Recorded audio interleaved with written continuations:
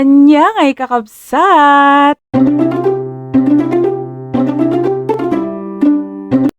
Another vlog, another card. Kailangan lang natin ng bond paper, colored papers cut in 4 circles at glue. Let's G! I-fold muna natin ang mga bilog na ito into half gaya ng ginagawa ko. Paalala lang ulit, galingan sa pagpili ng mga kulay para maganda ang combination. Itong uri ng card na ito ay pwedeng-pwede sa mga nagmamadali or nagra-rush. Mabalik nga tayo.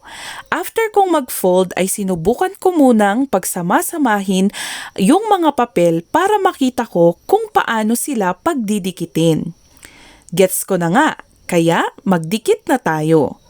Gamit ang glue, pagdikit-dikitin ang ilalim ng mga papel para makabuo ng square base. Kayo ang bahala kung paano i-alternate yung colors dahil hindi naman ito maselan. Linisin din ang mga nagkalat na glue. After that, kunin ang ruler at pencil para sukatin ang laki ng bond paper na kailangan. Itong bond paper ay para sa space na pagsusulatan mo ng iyong message.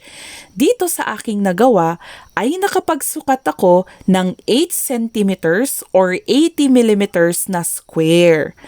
Gupitin ang nasukat na papel at saka ito lagyan ng glue para madikit natin sa base ng card. Kasjay! Sunod ay subukang isara yung card sa pamamagitan ng pag-fold. Parang nagsasara lang tayo ng karton sa pag-close ng card na ito. Pag gets nyo na kung paano isara, tara at gawa tayo ng magsisilbing lock neto. From scratch ay gumupit lang ako ng heart shape sa red colored paper at saka idinikit ito sa vellum paper para mas matibay. Parang relasyon nyo. Ay! Toss! Pagkatapos niyan, pwede na natin itong gawing lock. Sa pagdidikit ng lock, idikit dapat ito sa part ng paper na nakapailalim para mag-lock talaga siya. Tapos, sa isang side lang ng paper ito idikit. Huwag sa lahat dahil kailangan pa yan sirain pag bubuksan.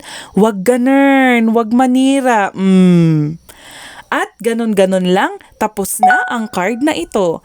Shady mga ka-arts!